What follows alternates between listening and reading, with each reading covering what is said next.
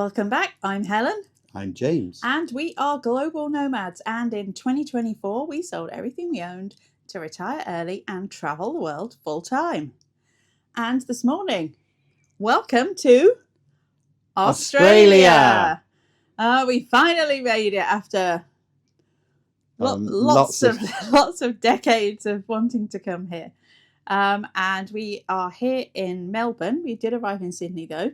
Yep, we had a couple of days in Sydney just to see the main sites. Well, actually, that was where the flight went to, which is why we were in Sydney. So we flew direct from Santiago to Sydney. We flew almost 15 hours with LATAM. We'll brush over the LATAM experience. And arrived in Sydney. And then yesterday, we took the train. From Sydney to Melbourne, how long does that take on a train? So, to put this into perspective, Santiago, Chile to Sydney is about 14 and a half hours. Sydney to Melbourne was 12 hours on a train. We were a bit delayed. It was a bit eventful.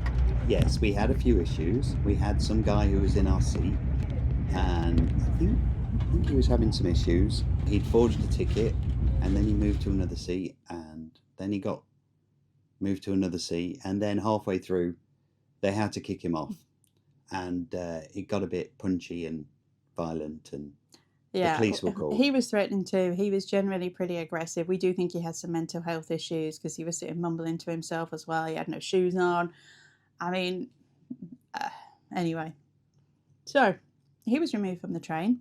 And then so that delayed us about an hour, and then we got a bit further down the line, and then there was a trespasser on the line, and we had to stop again.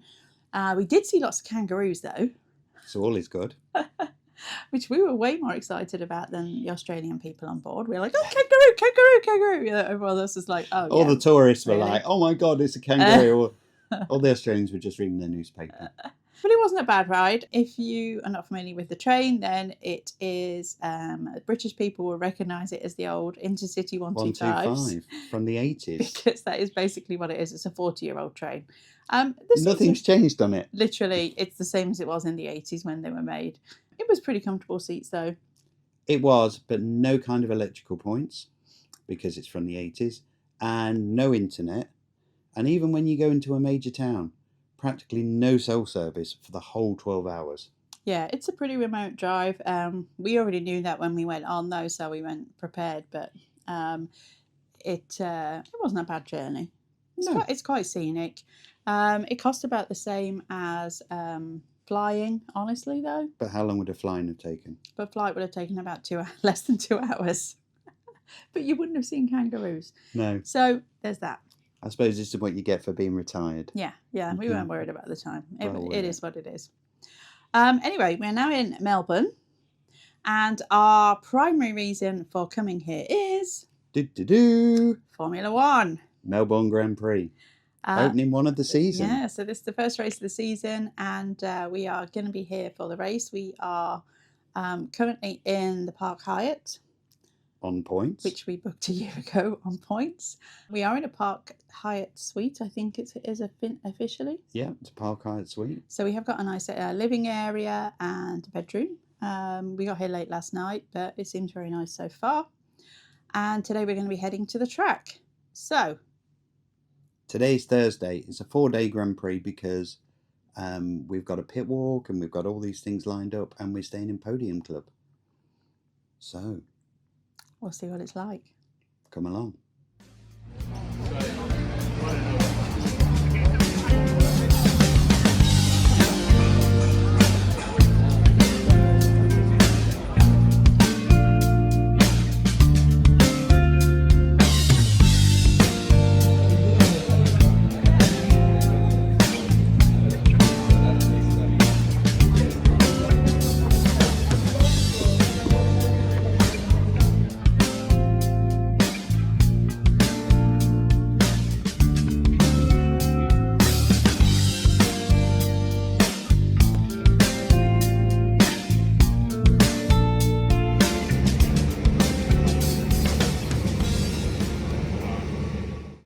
So today we were in Champions Club, which is different to where we're going to be for Friday, Saturday and Sunday. So this is like the top tier hospitality, same as a Paddock Club basically. So you actually enter and you actually go around the back of the garages. So you're actually situated above the pit lane. Yeah, basically above the pit garages. And if you watch Singapore Grand Prix, so we shown you that, we were the opposite side. So we basically, you can look straight down and you're right there, but it's very close to the cars. Very close. Yeah, much closer than Singapore was, but that's kind of where the comparison ends. Well, let's start with the positives. Yes, and there was a lot of positives, too. So we also got to do a pit walk, which was the best organised pit walk we've done. Very small amount of people. The least amount of people, I think that was it really. But when we've done it before, it was closer to the race, so there was more stuff going on. But you could still see into the garages, and there was a lot less people, although they were still harassing you to move along. But it was probably the best pit walk we've done, yes. Yes, so thumbs up for that. We did get to see quite a lot of drivers too, because we were on, what's it called, Melbourne Lane?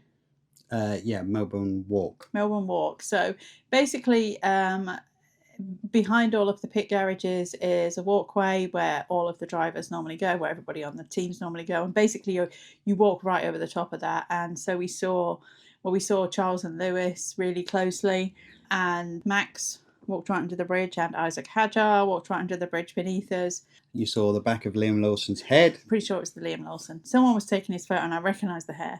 We saw Kim Illman. If you don't know who Kim Illman is, he's a very famous photographer who does all of the F1. And we also saw Fred Vasseur and Zach, who's the team owner. Yes, Zach. Yeah. For McLaren. He also came out onto the pit and we saw him as well. So. And Martin Brundle zoomed past on a little on his scooter. And today was really a lot of testing. There was some F3 testing. There was some practice for the Porsche racing and the supercar racing. Yeah, supercars are kind of Australian version of, I would say NASCAR, but it's not. It's a similar idea. Like they look like NASCARs. They're similar rules to NASCAR, but it is round a track, not round an oval. But anyway, so that was all really good. And we went upstairs. And there's a pretty good view upstairs. If you can stand. There's no seating. No seating. It's nothing like Singapore though. When you go above in Singapore, there was a nice area where there's food and drinks and it's quite comfortable. This is a bit more industrial. Just somewhere for you to stand. Like there's nothing. And if you've watched our videos before, we have been to Abu Dhabi and we have been to Singapore. I'm sure you'll put a link to both of those down there if you want to watch them. But this was just like a totally different experience. I think the thing is that this is supposed to be the level above what we did in Singapore. This is supposed to be the top tier level. So I think there was like 16 suites. Mm-hmm. And each one is assigned to a team, and then there might be a sponsors. So Williams have got one, Ferrari have got one, Mercedes have got one. And then there's a few other boxes, and we were in the kind of the generic one because the rest weren't open yet. So this should have been a really top tier experience, and it really wasn't. Tomorrow we're in the Red Bull, and I had to buy a generic hat because I didn't feel like we could go to the Red Bull stand with a Ferrari hat, so I just got. I might try it. What else did you buy today? I also got a koala. Look how cute he is. And look, he's got the track circuit on his feet. Like, that's cute. I don't know what I'm going to do with it, and I don't know how I'm going to store it, but he's cute. This is people who travel carry-on only. He's cute. And we've got our, you can see this. This is our lanyard. We don't get lanyards for the next 3 days. I also bought a pin set as well, because we collect pins from places we go, so I got my pins from the track as well. So, Red Bull tomorrow. Yeah, the Red Bull tomorrow, and practice, and hopefully it'll be better food and better service. So stay tuned.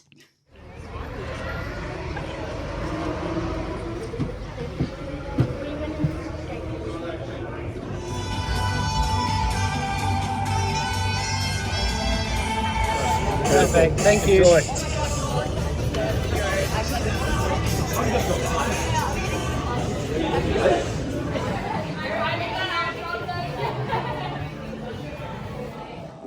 So good morning. Welcome back to day 2, and we are in a different stand today. We're in the Red Bull what's it called? Red Bull Pit Lane. Red Bull Pit Lane. The Red Bull Pit Lane. We managed to snag this seat upstairs in the corner. If we can get this for the next 3 days, I'll be very happy indeed, because we can see all the way down the pit lane, as you can see behind us, and into turn 1. So it's pretty epic views. We're hoping for a better. We really feel that Podium Club or the corporate side's not for us. I think we made that decision, and we're going to have a really good day today. And let's hope for a Lewis Hamilton win. However, if he doesn't win, I might edit that out of the video. Well, it's only practice today, so and there's some F2 and F3 stuff going on. This was pretty much the only place we could get seats. I think we already said that. We had a really hard time getting seats here. So Red Bull are not our favourite team, but whatever. We saw Max yesterday, though. We did refrain from buying Ferrari or Mercedes or any of the other teams' T-shirts to walk into the stadium, but other people are here. They are, wearing other things, so you don't have to be a die-hard Red Bull fan. But we'll see. We'll give you a quick look around later, I'm sure. We did get offered water when we came in. Everyone looks a lot more friendly and happy. They do definitely look happier and friendlier than Podium Club. So there we go. I'm just going to give you I'll overlay this video, but in front of us is the pit exit building, which is corporate. And then across the side of us, the black with the orange, that is laneway, which is another kind of corporate tickets. But that was a lot more affordable, and it looks like a pretty good view. Next to that is Audi, and then next to that is Ferrari, and then we've got the Piastri stand. Opposite us. Right opposite us, the big blue and red seats, which I'm sure are going to fill up with all the Australian fans. As you can see behind us, you've got the pit, this is called pit exit. And it literally is right at the end of the pit exit. So let's hope for a good day. And if you're interested in photography like I am, this is awesome because the safety fences are not in the way for photos. Literally, I can sit here and directly see the track, which is absolutely awesome. And I'm not sure we'll be able to elbow our way past everyone the next 2 days to get these seats. But pretty much I'm going to stay here and not move for at least today. And you're so much closer to the track. I mean, I don't know how to describe it on video, but you are feet away from the drivers. Maybe 40 feet from the track. It's pretty epic. It's just epic. So here's for a great day today, better than yesterday.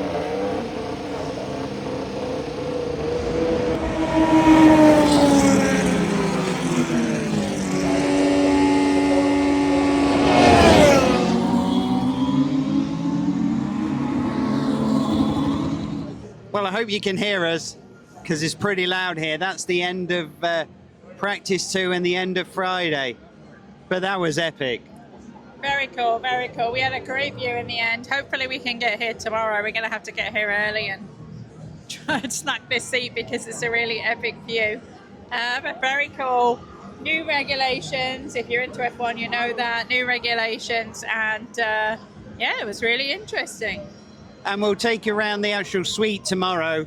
But now we're going to go back and... hopefully not be too sunburned. Sorry? Hopefully not be too sunburned. No. It's beating down here. Umbrellas tomorrow, suntan lotion. But well, we had suntan lotion on today, but service was really good. Food and drinks were really good. And the view was absolutely amazing. To be this close to the drivers. Yeah, I mean, literally, when they pull up at the onto the pit lane, you're like, I don't know, maybe like 20 feet. Sorry, I just dropped the selfie stick. But it's so close, you can literally see into the cockpit. So, very cool. So I guess we'll see how we go tomorrow. See you then. So good morning. It's Saturday. It's day 3 for us, and it is practice 3 and qualifying today. So super excited, especially as we managed to run across the track and managed to snag. This is me running. Snag the seats that we had yesterday. I think tomorrow will be a scrum though, for sure, because everybody ran up here today. So I don't know that we'll manage it tomorrow, but we got here super early and got in line. I think that's the top tip if you are coming to this stand. Basically, you need to be here 35-40 minutes minimum before the stand opens to get in line to come in. So the track opened at 8:30, but this stand didn't open until 9:30, which is really weird because there were races. I think we've missed one race already because we couldn't get into the stand. But we're here now, and it was a bit crazy getting out last night. It was a bit hectic, but we did manage to get an Uber. So I thought I'd walk you around the Red Bull pit lane because we've obviously never been here before. So as you walk in, you've got it's on 2 stories, but then you've got it's almost like a boxing ring. Oh yeah, in the middle. Yeah, in the middle where they do interviews and DJ sets. They call it a birdcage setup. This 2-story. So you walk in. There's a bar on the lower floor and a bar on the higher floor. Either way, you can see. If you look out, you can see the Melbourne Walk, which is the famous walk where all of the drivers and all of the personalities have to come down and people sit up, and there's a stand set up that they can actually meet and greet and get signatures and everything else. So you can watch all of that and then look straight down the back of the pits, which is a bit like the Podium Club that we had on Thursday. But if you go to the front of this part, because the seating on both sides, you can almost touch the barrier. It's really, really close to the actual track. So if you want to be that close and on the same level as the drivers, then that's an epic view. If you come upstairs, there's another bar. It's kind of a mirror image because there's the cutout for the bird cage, and you've got this seating all the way along here, and you've got a slushy bar, going back to the 80s, but it's Red Bull slushy. We have cocktails, again, Red Bull cocktails. Helen, for the purpose of YouTube, Helen tried the gin one yesterday. Oh, a gin and passion fruit one. It was really nice. Passion fruit Red Bull. You just got to be careful that you can't drink that many cans. I only have 1 can. I'm very conscious of how much caffeinated drinks we're having, so I had to stick to the champagne, sadly, instead. Oh.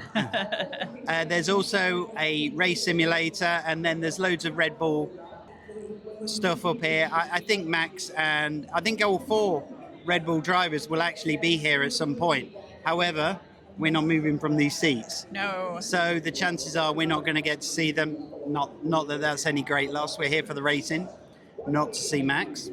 We saw him on Thursday anyway. We saw him on Thursday. But I have to say, the food is kind of, they call it grazing. So they come round with, it's the same kind of poached sandwich, pear sandwiches and cheese straws and these lollipop things. And we had like a quiche yesterday and a pie as well. It's not bad. Better, honestly, better than the Paddock Club was on Thursday. So. But it's not nowhere near. It's not like Singapore. It's not a gourmet dining experience. It's just really snacks and for you to sit out here, and then they'll bring it round. But the service here has been excellent. It's a really, really good stand, a really, really good view. Yeah. And we're ready to go racing. Yeah, so here we go.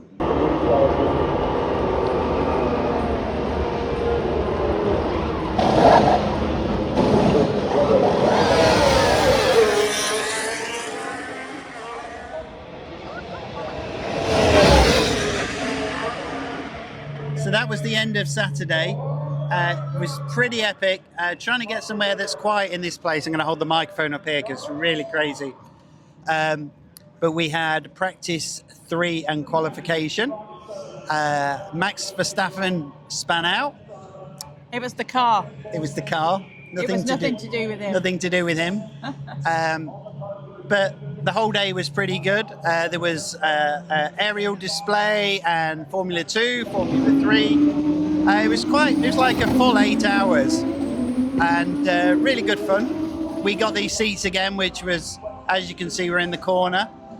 And then we had this mad scramble to try and get actually out of the circuit. We went through gate 1 and we had to get the Crown shuttle to the Crown Casino and then get an Uber from there. It took about 2.5 hours to get back home to the hotel. I think, to be fair, we maybe could have gone on the tram. It maybe would have been a bit quicker because you're not sitting in traffic. But either way, it was a bit of a scrum to get out. Yeah, but, it was a lot of people. I think today will be even worse. Sunday Raceday today. And we were up at 6 a.m. to be here for, we were here about 45 minutes before the gates opened at 8:30, just so that we could get in line, and basically you ran, kind of. I got on the shuttle. A guy on crutches kind of beat me up the stairs. That's all I'm saying, and I did my knee in on the way. So I think you need the walking stick more than me now. I'm too old for this. I came on the shuttle. Basically, to get to the stand, you have to come up and over like an overpass with stairs. So you went over there and I came on the little shuttle bus so you can avoid it. But we are situated in our favourite seats again. We managed to snag these seats for 3 days, which is pretty incredible. Yeah. And we're all race ready. So F3 has just gone on. So today we're going to have F3 races, F2 races, Supercar, which is an Australian series. We're going to have a Royal Australian Air Force demonstration, a Brabham car demonstration. Then at 1 o'clock we're going to have the drivers go round. Driver parade and then the race. Parade, and then we're going to have the races. Absolutely tons going on. Now, what we're going to try and do tonight, instead of just setting off, we're going to just go and eat and chill in the middle of the track, in the middle of the guest area, and try and get something to eat there rather than try and do the rugby scrum. If you've not been to F1 before, there's always a lot of other stuff going on as well. So there'll be music series, concerts and stuff as well. Well, actually, there's nobody here we're that bothered about this year. But it's more that it's just a scrum, and we've been here so early to try and get these seats, and basically we're not going to move now. Yeah. Because we'll lose them. There's a lot of people here that are corporate people. I think hopefully there'll be more fans here today. The whole of this front row looks like it's fans, honestly. But I think there'll be a whole lot of corporate people here that are really not that interested in F1 other than being here to take their photo. So looking forward to it. Lights out, and away we go.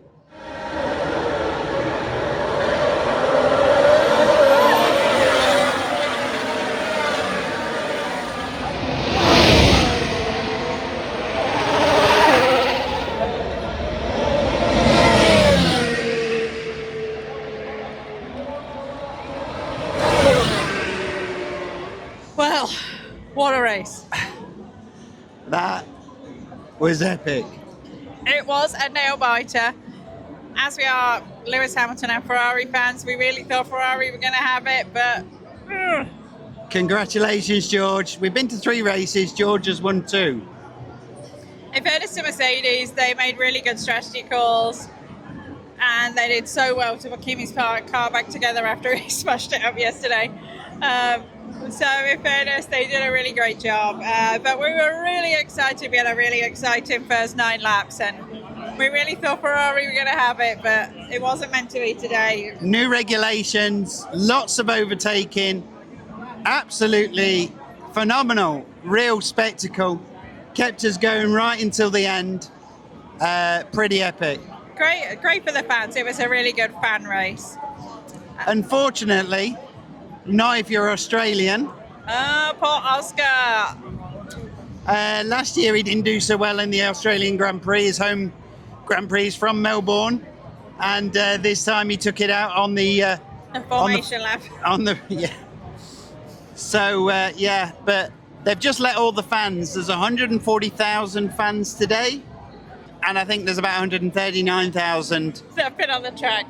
We'll put some video over here of everybody that came down the track. They opened up the track and you could walk the track for 15 minutes and come down here and see the podium. But yeah, it's still nuts. The race finished probably going up a half an hour ago now, and I can see it's just gridlock trying to get out. We're just going to stay here for a little while. There's no point trying to leave. We could actually see a lot of the action. These are really good position. We could see a lot of the action. We could see when George and Kimi got out the car in Parc Fermé, we could see the champagne celebration at the end. It's another one where you get a really different view of the track. We did have a bit of an issue just before the race started. Red Bull tried to move everyone away and say, this is VIPs only. Yeah, I think there was going to be a mutiny if that had happened. I'm not sure what would happen if you said it in the UK, but you say it to a bunch of Aussies and it ain't happening. So yeah, that was great. I have to say, this is probably, I would say that Singapore is my favorite race for the whole experience. Not the actual race itself, but the experience. And Abu Dhabi is my second, and this one's probably third. I don't want to pay this ticket. Basically was about $6,000 per person, and then the ticket on Thursday was about $600 per person, and I had to run this morning just to try and get a seat, and I'm too old for that. I'd rather just, like, if I'm paying for corporate. When you paid that much money, I think there really should be seats. And like a lot of people got here and were like, there's no seats. You know, you're standing on top of each other. For the amount you paid, it's not really good enough. And that would really put me off coming here. And the logistics of getting in and out of the track compared to Abu Dhabi or Singapore. And that's the only thing we can draw conclusions to. Here it's just mad. It took us 2.5 hours to get back to the hotel last night. I think it's probably going to be longer than that tonight. It's just nuts, the logistics here. So that would really put me off coming again as well. But in terms of an actual race, it was probably the most exciting of the races of the ones we've seen. I know not Formula One's not for everyone, and we've watched it for 40 years. And the thought that we're sitting here in Australia watching the Melbourne Grand Prix is one of those moments where you think life's just too short. It's absolutely, I keep saying the word because this is what it's all about. It's absolutely phenomenal, and I've loved every single minute of it, although my knee's screaming at me and Helen wants to give me some Advil. But it was... He buggered his knee running to get a seat. We're too old for that nonsense. Let's just say I'm not taking part in the Olympics this year. But yeah, it's just been an amazing experience. And if you don't like if you've never watched Formula One, don't watch Drive to Survive. Which a lot of people here had not. Yeah, actually watch the races because it's a true team sport, and it was really kept us on the edge of our seat for the whole out. And the atmosphere was phenomenal, absolutely phenomenal, and so were all the staff. So everyone here is super friendly. I think it helps that, you know, Brits and Aussies are pretty similar, but everybody's been super friendly. The staff have been super friendly.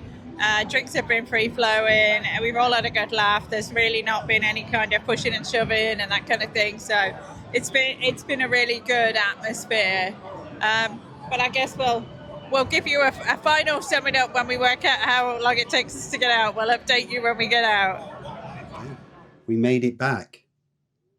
Actually, it wasn't that bad in the end. We hung around at the hospitality suite for probably about an hour after the race, and waited for everybody to go. We then took the shuttle back to gate 1, which wasn't too bad because most people had already gone to the gate. And then we tried to get an Uber. If you had wanted to go on the tram back, there was at least a 30-minute wait, and there was a long line. And they did say they were putting screens up while we were waiting as well, saying how long the wait was. And they were ushering people out, but even it was well over an hour after the race had finished. There was still at least a half an hour wait to get on the trams. We decided to give it a go and just go for it and see if we could get an Uber. Rather than doing the Crown, which we did the day before. Which there was a pretty long line for the Crown shuttle bus as well still. We could have done that, but there was quite a lot of people for it. Probably at least 2 buses worth, which the day before on Saturday we'd just been able to walk straight on pretty much. So we did try and get an Uber. The first one did cancel on us after about 5 or 10 minutes, but the traffic was moving, wasn't it? It was moving. It had thinned down by the time the race kind of finished at 4:30. Really, everything stopped at like 5:15 with the celebrations. We left at 6. We left the suite at 6. We got out to the to actually get an Uber at 6:30. We actually got an Uber at 7 o'clock because a couple cancelled on us, and we got back here by 7:30. Yeah, so it really wasn't that bad. It could have been a lot worse. And we had the luxury of having the Uber door to door. And the Uber wasn't ridiculously priced. No, it was like Because Saturday night we tried to get one at one point and it was going to charge us $75 or something outrageous. I don't know if you can remember how much it was coming back. It was $78 on the day before, which we didn't pay because we just cancelled and it redid. And I think it was like $35. We went with a black because we weren't getting Uber X's or Uber Comforts or anything. And yeah, wasn't too bad. So we finally got back. Not too bad. And then we could watch all the Ted's Notebook and all of the bits that we missed on the telly. Now, I will say, much as I enjoyed it and I enjoyed the experience, this is not a track I would come back to. No. Having been to Singapore and Abu Dhabi, the logistics were definitely a lot better. The food was better. The service was better. The race was really interesting here. The first 9 laps were really interesting. There was 125 overtakes in this race, and last year there was 45. So there's nearly double the overtake. It's a lot. But new regulations, new cars, and I think a lot of that is down to that, not the actual track. So this is definitely not my favourite track. I'm glad we've been. I enjoyed it. Don't think I'd come back. No, and the position where we sat was interesting because you got it. Every time we've been to a track, we've sat in a different place, and they've all had a different view, and we could see the celebrations and everything going on. It was a really good view, but I really don't think I should spend $6,000 on a ticket and have to run to try and get one of the 40 seats that are available. I will give you another practical note point. I did end up buying a Ferrari fleece because I sat there. It was really cold on the last day. I guess Aussies might know this. I think it's pretty well known you can have all 4 seasons in one day in Melbourne. And every other day we'd been, it had been really warm. It had been a bit chilly first thing, and then it had got really, really warm. I had a sweater with me, and I was still really, really cold. And I sat there for like 2 hours thinking, no, I'm just going to be cold. It's going to warm up. It's going to warm up. And it didn't warm up. So I did end up buying a stupidly overpriced, expensive Ferrari fleece, which I think was... It was 220 Australian, 150 US. But if you paid with an American Express card, you got 10% off. Oh, bargain. Chargeback. So just so you know, if you go to a track, generally Amex are sponsors, so you'll get some kind of discount. If you go into the official F1 store, there'll normally be some kind of offer. We got fans in Singapore, we got 10% off here. There's some kind of deal. So always handy to have an Amex if you are a Formula One fan, especially if you want to pay $150. I wouldn't have done only I was cold.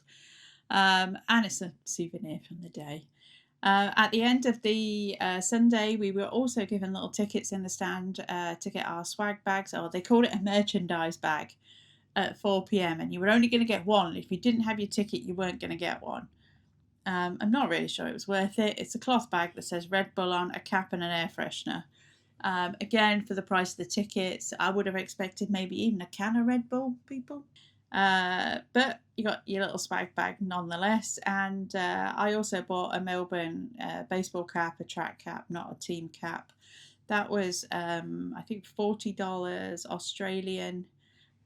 So that's like what, 30 something, about 30. The total cost was 78 US dollars for the cap, the pins, and the koala. But the koala, I mean, I know the pins were 20 Australian. I think the koala was 40, and I think the cap was 40 or 50. I can't remember. To give you an idea on prices, everything's always ridiculously overpriced at these things. It doesn't matter whether it's a concert, a race, whatever you've been to. It is what it is. But just a heads up on that was the kind of prices. We didn't buy any food because we were in the suite, obviously. But I did see people complaining about the cost of food. Again, these kind of places, you're always going to get that. I think a bottle of water, to give you a benchmark, was $6 Australian. But I do think they were fill-up stations that if you had your own bottle. But I'd had a quick look at some of the eating places. We had originally planned to eat before we left. And I think, I want to say a pizza was like 27 Australian or something. All the food was pretty out there price-wise. Again, as you would expect at a venue like this. But just to give you some benchmarks if you're thinking of going to the race. In terms of attendance, nearly 500,000 people went to this event. Over the 4 days. Actual race day, they said I think there was 140,000 people there. Which, when this is not a permanent setup, logistically, I understand that's a whole nightmare. It's because it's a setup just for the race. But I just really felt like, compared to we can only compare to where we've been, yes. And I really felt like the logistics here let it down a bit. And the bottom line is, I would go back to Abu Dhabi, and I would go back to Singapore, and I would go see those races again, and I wouldn't come to Melbourne. No, but we had a good time. Fantastic. Not wanting to be a downer on it. Fantastic race, absolutely fantastic. So we really had a good time, but we met some really great people in the box too. But just I think the logistics really let it down a bit. But just our 2 cents. We spoke to lots of people that have been here multiple times, and keep coming back. So there's 24 races, and we've been to 3 different tracks.